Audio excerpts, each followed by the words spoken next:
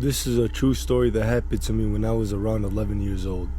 This isn't even the scariest ghost encounter that's happened to me, but this is the first time I've ever seen an apparition with my own eyes.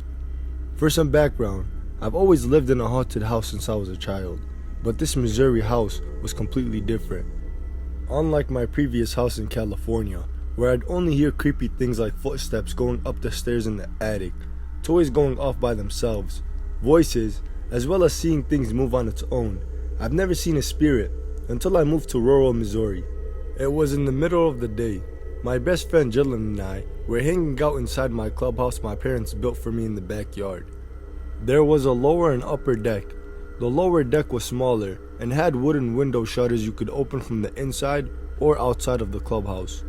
While we were inside the lower deck, playing on our 3DS's, Jillian told me she had to run over to feed her cats really quick.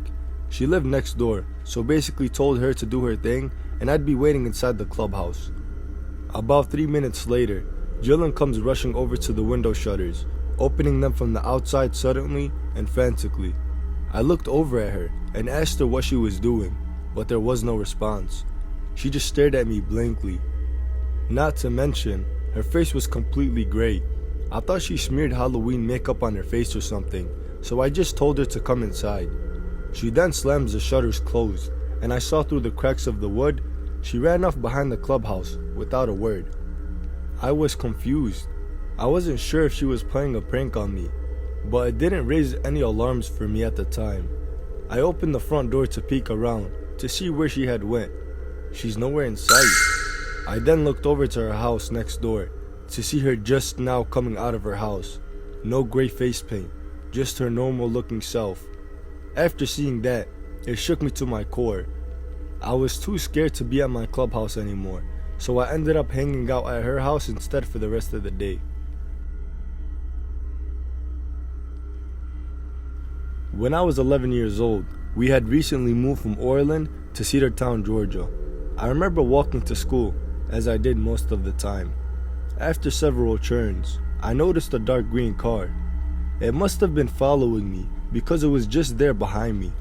I really didn't think much of it until it slowed down to keep a pace with me.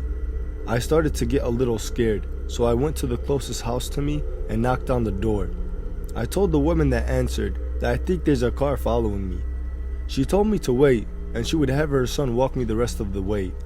As the green car with the woman driving slowly went past, she looked right at me through the windshield, and I had a feeling of dread and utter terror pass through me. As the years went by, I had forgotten about it until I was in my early 20s and I was reading a true crime book. When I came to the section that had pictures, that same feeling of utter terror passed through me. I seen a picture of that face behind the windshield that day. Right next to it was that same green car. The woman driving that car that day was Judith Ann Neely. So this happened when I was in 5th grade. I was about 9 or 10. As I mentioned in my last post, I don't live in the safest city. It's not the best, but I know it's not the worst either. I do know people have grown up with worse situations compared to my own. So for context, there are 2 elementary schools diagonal from each other. One goes from kindergarten to 3rd grade. It's a decent sized school with about 20 to 30 classrooms. The other one across the street is from 3rd to 5th grade.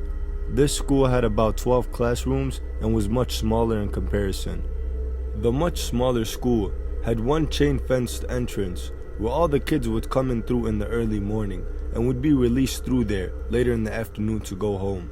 Next to that fence was the office.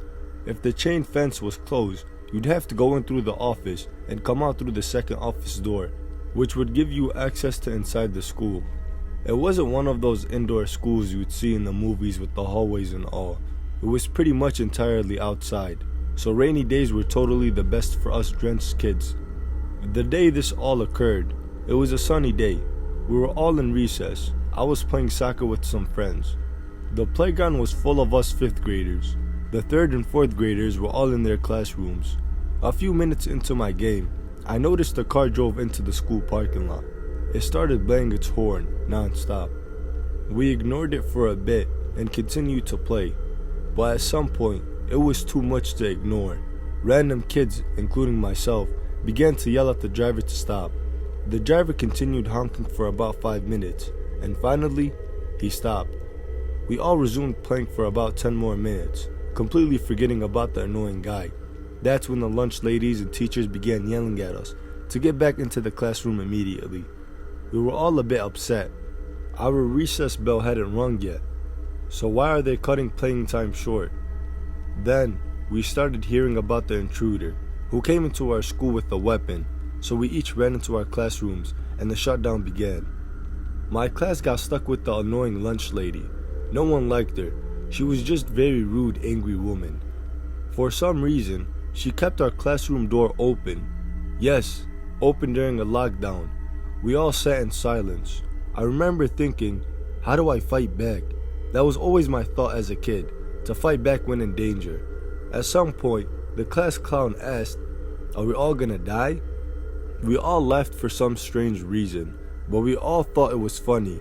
I guess it's because the jokester in the class said it. The lunch lady started to yell at us about how we shouldn't joke around about stuff like that. She must have been scared. Because our classroom door was open, I was able to see a police car drive up behind the chain-linked fence.